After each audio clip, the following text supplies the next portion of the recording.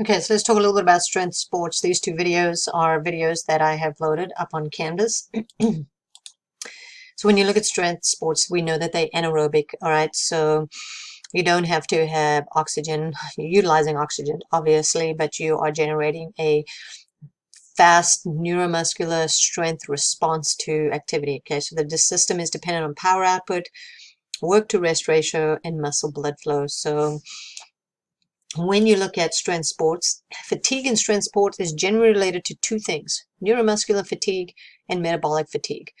So neuromuscular fatigue, when you think about the neuromuscular system, you've got a neuromuscular junction, so you've got a nerve that's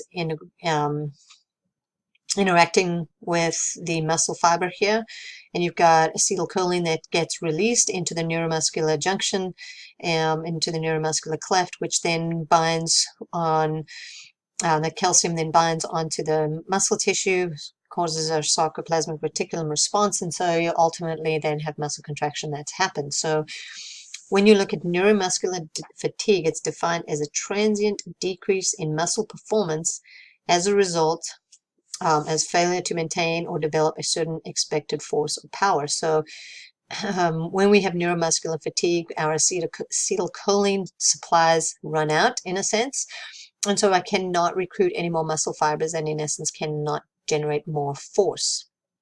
Metabolic fatigue, on the other hand, is because we're not using ATP, we can generate byproducts, and that byproduct is lactic acid. All right, and that lactic acid, you've all felt this, it's the burn that you get in the muscle. So I'm going to go back here real quick. Muscle blood flow, all right, so if you have good muscle blood flow, you can funnel this lactic acid. If you don't have good blood flow, you're not going to funnel that lactic acid. So when you look at strength sports, the three domains where nutrition plays a role is fuel, optimizing recovery, and ultimately muscle hypertrophy. So how are we going to fuel our muscles for anaerobic work? How are we going to optimize that recovery so that I can go back into the gym the next morning or later that afternoon so that we can have muscle hypertrophy? And so this is the idea of where protein comes in, right? And people want to take doses of protein. So this was one of the questions I was going to ask you on Tuesday. Why is the work to rest ratio important for strength sports? You have to know what the work to rest ratio is. So how much are you working relative to how much you are resting? So the work to rest ratio is important so that you can funnel that lactic acid out of your system, and so that you can continue to do the next set or reps. Question 4, I said muscle mass is directly proportional to metabolic rate. In other words, if you have a large muscle mass, you tend to have a higher metabolic rate.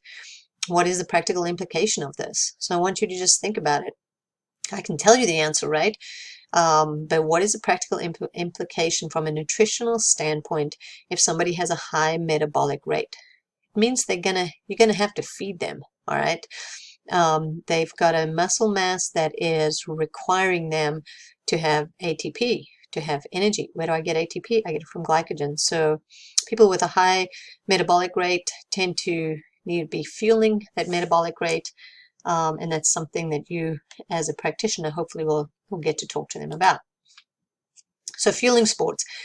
A lot of young people will come and say, how many more calories do I need to consume to gain muscle mass? 300 to 500 calories a day for 1 pound of lean weight. That doesn't mean that just because you add 500 calories, you're going to gain 1 pound of lean muscle mass. Okay, you actually have to be working out plus consuming more calories. 1.2 to 1.7 grams per kilogram protein intake. All right, so if you look at these numbers are very similar to a strength athlete. So if you have a strength athlete and you have somebody that you're working with, especially young men, college, I usually get young college guys that say, hey, I want to increase my muscle mass. Well, you got to be working out and you got to increase the amount of calories that you're consuming. Should strength athletes consume carbs, and if so, how much is beneficial? So 1 gram per kilogram of body weight prior to weight. So again, I don't want you guys to get confused here. Kilograms, you just take your pounds divided by 2.2. All right, so if I weigh 67 kilograms, I need 67 grams of carbohydrates prior to my workout.